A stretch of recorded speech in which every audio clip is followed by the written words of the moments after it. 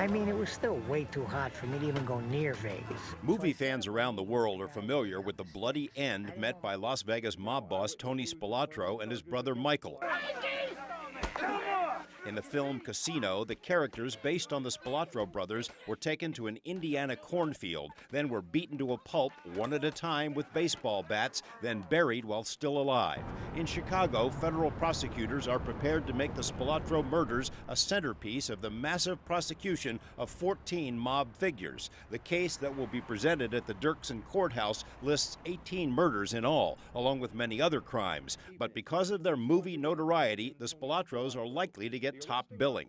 The event is depicted in a movie, and anybody who's sitting on the jury, or most of the jury, or some of the jurors, are going to associate the two, and the judge is going to have to deal with that when we select a jury. But the movie version is wrong. According to mobster-turned-informant Nick Calabrese, the Spilotro brothers were killed not in an Indiana cornfield, but here in the quiet Chicago suburb of Bensenville. Why should a jury believe Nick Calabrese about the Spilotro murders? Because Calabrese admits he was one of the killers. He's also fessed up to participating in 14 other mob murders and is ready to tell all he knows about the Chicago outfit, including his own brother Frank. This is the story told by Calabrese and corroborated by the FBI with other sources. Tony Spilotro, who is facing 3 indictments in Las Vegas, returned to Chicago in the belief that he might be in line for a promotion in his hometown. Former mob associate Slick Hanner. The reason they got killed was they was going back to Chicago to take over the outfit.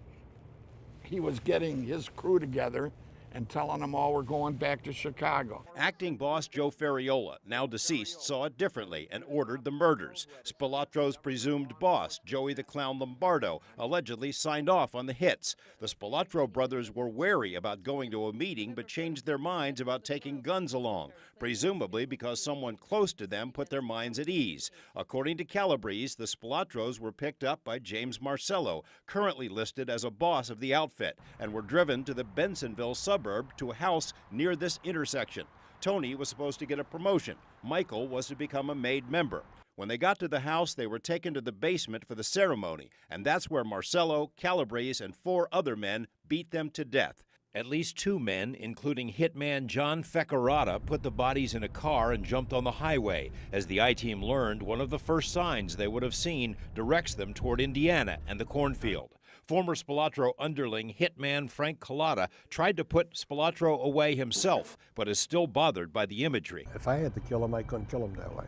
I would have just shot him. I couldn't beat him to death like that. And let his brother watch it or vice versa. The bodies were never supposed to be found, but were. For botching the burial job, Ferracata was murdered by Nick Calabrese. Years later, DNA evidence from that murder allowed the FBI to turn Calabrese into a witness, which led to the indictments of all the others. Defense attorney Rick Halpern ridicules the government for going after men whose average age is 75. He says his client, Joey Lombardo, was in prison when the Spilotro murders took place and had nothing to do with them.